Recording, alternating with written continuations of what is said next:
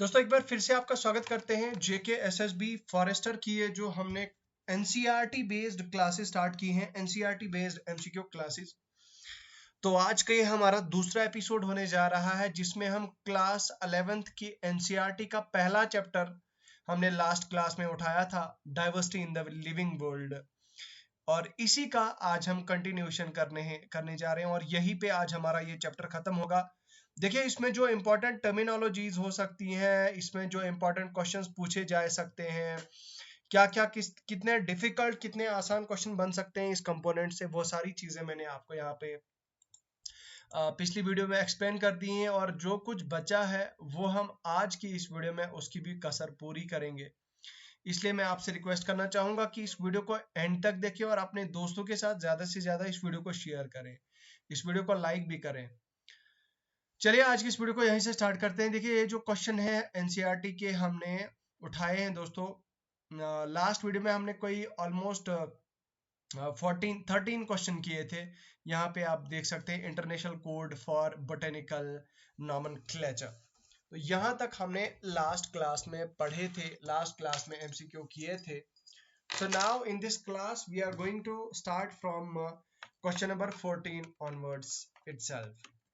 तो यार देखो जहां तक बात है आपकी, जो पहला चैप्टर है एनसीईआरटी का, कोई भी हमारा ये वादा है, हम कोशिश करेंगे कि कोई भी चैप्टर का मिस नहीं होना चाहिए, हर एक चैप्टर के आपको टच किया जाएगा। यहाँ पे देखिए क्वेश्चन नंबर 14 से हम अगर शुरू करें तो ये रहा आपका क्वेश्चन 14 आपकी स्क्रीन पे। यहाँ पे आप देखिए क्वेश्चन नंबर 14 क्या चीज बोल रहा है। देखिए बाइनोमियल नॉमेनक्लेचर मींस, इसका मतलब क्या है। यहाँ पे एक चीज मैं आपको बताना मिस कर गया दोस्तों, वो क्या है। यहाँ पे आप देखिए हमने अपनी मोबाइल एप्लीकेशन लॉन्च कर दी है। हमारी वेबसाइट पे आप देख सकते हैं अलग अलग कोर्सेज हैं। इसमें अगर मैं स्पेसिफिकली बात करूं तो यहाँ पे जेकेएसएसबी एनसीईआरटी बेस्ड फॉरेस्टर के टॉपिक वाइज एमसीक्यूज 11th और 12th एनसीईआरटी के एमसीक्यू का कोर्स हमने लॉन्च किया है। अब देखिए यहाँ पे हम specifically NCERT based MCQ discuss कर रहे हैं और एनसीईआरटी बेस्ड वो सारे एमसीक्यू का पीडीएफ शेयर कर रहे हैं। अगर आप यहाँ पे देखें थोड़ा गौर से, ये आप यहाँ पे देखेंगे तो 34 से ज्यादा बच्चों ने इसमें इनरोल किया है। और कंटेंट हमने अभी तक, अगर मैं कंटेंट आपको दिखाऊं तो कंटेंट हमने बायोलॉजी का, फिजिक्स का, केमिस्ट्री का अलहदा अलहदा से इसमें फोल्डर बनाए हुए हैं। ये देख सकते हैं आप, बायोलॉजी, फिजिक्स, केमिस्ट्री, एनसीईआरटी 11 12। तो इस तरह से हमने अलहदा अलहदा आपके जो फोल्डर्स हैं वो बनाए हैं। चलिए अपनी वीडियो में आगे बढ़ते हैं। और देखिए अगर आप ये कोर्स परचेज करना चाहते हैं तो आपको वीडियो के डिस्क्रिप्शन में हमारी मोबाइल एप्लीकेशन का लिंक मिल जाएगा, वो एप्लीकेशन डाउनलोड करें, वहां से आपको मिल जाएगा। तो चलिए आज का ये पहला क्वेश्चन यहीं से स्टार्ट करते हैं और क्वेश्चन पढ़ते हैं। क्वेश्चन क्या बोल रहा है भाई, बाइनोमियल नॉमेनक्लेचर किस चीज को बोलते हैं। What do you mean by the term binomial nomenclature. तो देखो यार बाइनोमियल नॉमेनक्लेचर को जो है वो, इसका मतलब ये है, देखिए यहाँ पे 4 ऑप्शंस दिए गए हैं आपके पास। 4 ऑप्शन में सबसे पहला ऑप्शन है ये कि भाई जो आपका ऑप्शन ए है, ऑप्शन ए में बताया जा रहा है कि बाइनोमियल नोमेनक्लेचर में one name given by the two scientist, ठीक है। उसके बाद one name, one scientific name consisting of generic and specific epithet, ठीक है। और उसके बाद बोला जा रहा है option number C, two names one Latinized other a person. और उसके बाद क्वेश्चन का जो 14 का ऑप्शन डी है, ये है two names given by the plant. देखो यार इसका आंसर ये नहीं हो सकता है।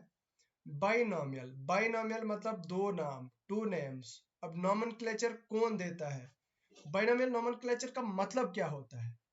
तो इसका मतलब यहाँ पे जो पहला ऑप्शन है one name given by the two scientist, ऐसा हरगिज भी नहीं होता। तो बचा आपके पास ऑप्शन बी और सी, तो ऑप्शन बी हो जाएगा आंसर इसका। One scientific name consisting of generic, उसकी जेनेरिक क्या है, और स्पेसिफिक एपिटाइट। मतलब जहाँ पे जब भी हम क्लासेस को डिफाइन करते हैं, प्लांट्स की क्लासेस को, एनिमल्स की क्लासेस को, तो वहां पे हम ये चीज डिस्कस करते हैं, वहां पे हम ये चीज जो है वो बताते हैं कि एक जेनरिक होता है, ठीक है, एक जेनरिक होता है और उसके बाद एफिटाइट होता है, ठीक है।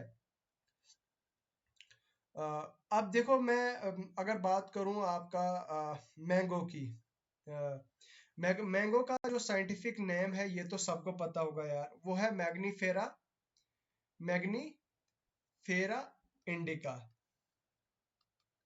तो मैग्नीफेरा क्या है? मैग्नीफेरा एक मतलब जेनेरिक है, ठीक है, वो जेनेरिक है। और इंडिका क्या है? ये एक स्पेसिफिक एपिटाइट है। तो ये क्या है? एक स्पेसिफिक एपिटाइट। तो याद रखिएगा option B will be the correct answer.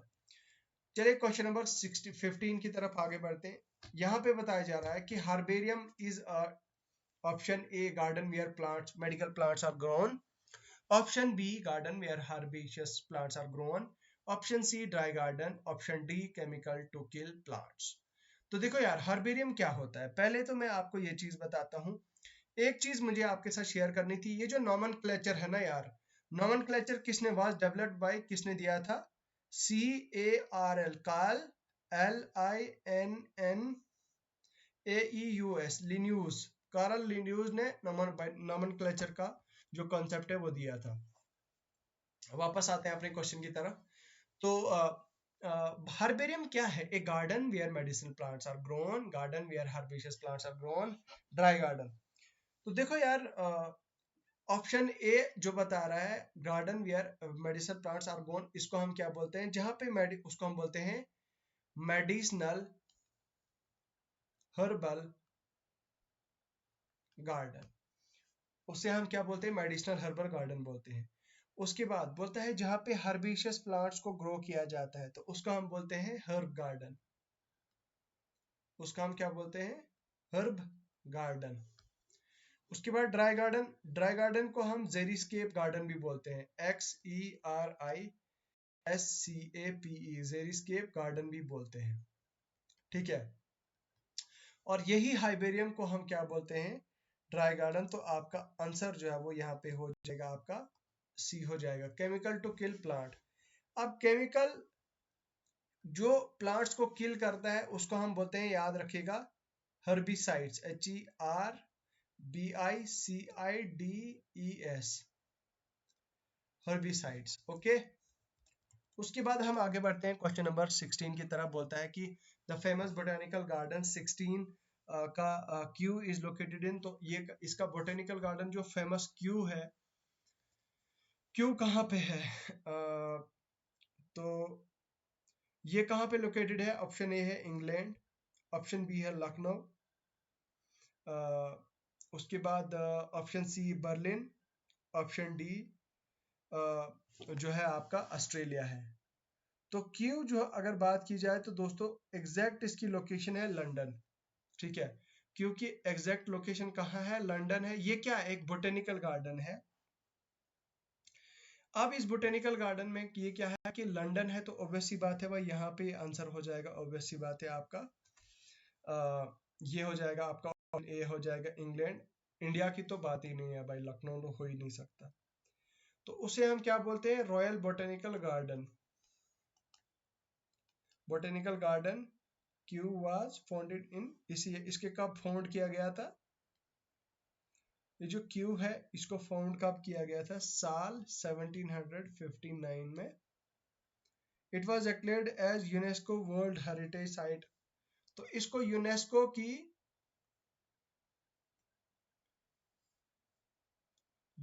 की वर्ल्ड हेरिटेज साइट, यहाँ पे थोड़ा सा मिसमैच हो रहा है, थोड़ा गड़बड़, वर्ल्ड हेरिटेज साइट मानी जाती है।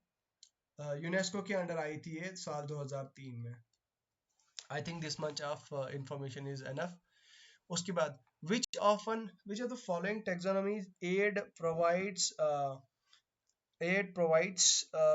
क्या बोल रहा है? aid provides information for the identification of names of species found in an area।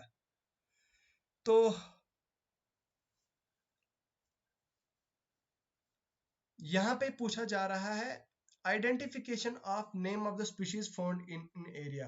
तो कौन सी टैक्सोनॉमी इससे डील करती है? मोनोग्राफ है, मैनुअल है, फ्लोरा है, या फिर फाना? देखो यार, इसका आंसर क्या हो जाएगा, इसका आंसर हो जाएगा आपका मोनोग्राफ। तो मोनोग्राफ जो है वो वहां पे हमें इंफॉर्मेशन देता है स्पीशीज की।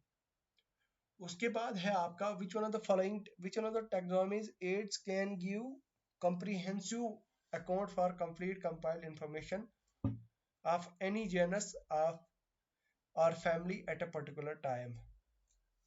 ठीक है, तो अब ये जो बोल रहा है कि कौन सी ऐसी चीज है जो एड करती है comprehensive account for the complete combined information about genus, एक जीनस और एक फैमिली के बारे में एक पर्टिकुलर टाइम पे।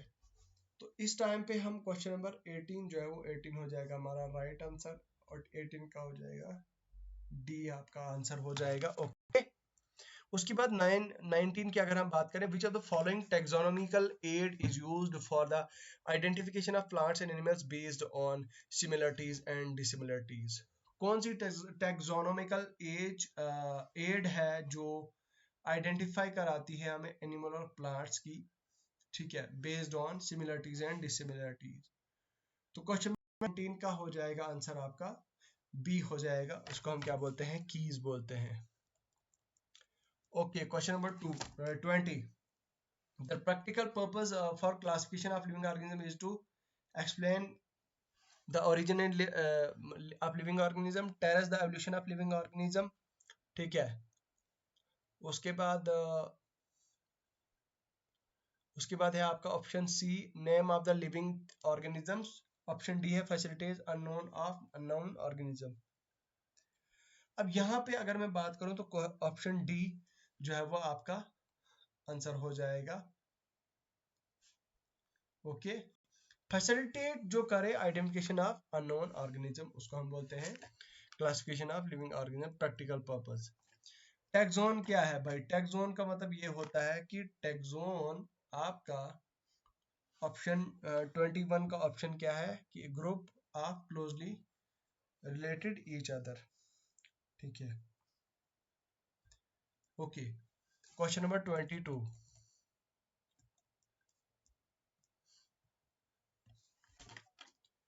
Okay, question number 23। Keys are generally dash in nature. तो कैसी होती है नेचर में कीज, फिजिकल होती हैं, केमिकल होती हैं, एनालिटिकल होती हैं, या फिर क्वालिटेटिव होती हैं। तो क्वेश्चन नंबर 23 का आंसर क्या हो जाएगा, यहाँ पे आप देखिए क्वेश्चन नंबर 23 का आंसर हो जाएगा सी। वो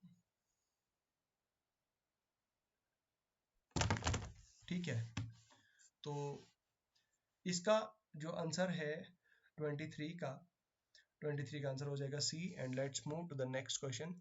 each statement in the key is called. एक की के स्टेटमेंट को हम क्या बोलते हैं, हर एक स्टेटमेंट को हम क्या बोलते हैं। 24 का आंसर हो जाएगा आपका ऑप्शन लीड को, हर एक की को हम बोलते हैं, ठीक है, ईच स्टेटमेंट इन द की। अब कैटलॉग क्या होता है, कैटलॉग क्या होता है बेटा, रिकॉर्ड होता है। ठीक है, रिकॉर्ड जो आप सिस्टमेटिक वे में अरेंज करके रखते हो, ठीक है, जो रिक्वायर्ड होता है आपका। उसके बाद है आपका मैनुअल्स की अगर बात की जाए तो मैनुअल्स जो हमें इंफॉर्मेशन देते हैं किसके बारे में, species found in a particular area. ठीक है, उसके बाद मोनोग्राफ तो मैंने ऑलरेडी आपको बता दिया। क्वेश्चन नंबर 25 का ऑप्शन क्या है, which of the following is not a characteristics of life. अब जो लाइफ का कैरेक्टरिस्टिक्स ही नहीं है, reproduction, complex chemical organisation, adaptation to environmental change, ठीक है, differentiation from cell to tissues. तो इसका आंसर क्या हो जाएगा, ऑप्शन 25 का, ठीक है, क्या हो जाएगा इसका आंसर, ऑप्शन डी हो जाएगा इसका answer, differentiation from the cells to tissues. Okay, now the 26th question is in printed scientific names only the dash is specialized। तो 26 वाले का आंसर हो जाएगा आपका, देखो जीनस को जो है वो काफी ज्यादा, मतलब जो हम साइंटिफिक नेम्स होते हैं उसमें हमारा जो जीनस होता है उसको तरजीह दी जाती है, ठीक है, उसको कैपिटलाइज किया जाता है। Okay, question number 27। Each category of taxonomy hierarchy refers to a unit of systematic identification, nomenclature और classification. तो 27 का आंसर क्या हो जाएगा आपका? ठीक है, यहाँ पे तो इसका हो जाएगा आंसर आपका 27 का. The answer will be classification. ठीक है, सिस्टमेटिक नहीं होगा, आइडेंटिफिकेशन नहीं होगा, ठीक है, नोमेनक्लेचर नहीं होगा. 28 क्वेश्चन है आपका, कौन सी स्टेटमेंट जो है वो नीचे करेक्ट है? 28 का जो ऑप्शन सी है सिर्फ ये करेक्ट है, बाकी सारी फॉल्स है. ओके, उसके बाद यार अगर हम बात करें तो botanical which of the following, कौन सी बोटेनिकल गार्डन के बारे में? यहाँ पे देखिए, have collection of living for reference, museum for collection of photograph plant and animal, key is taxonomic aid for the identification of specimens, herbarium storehouse and contains dried.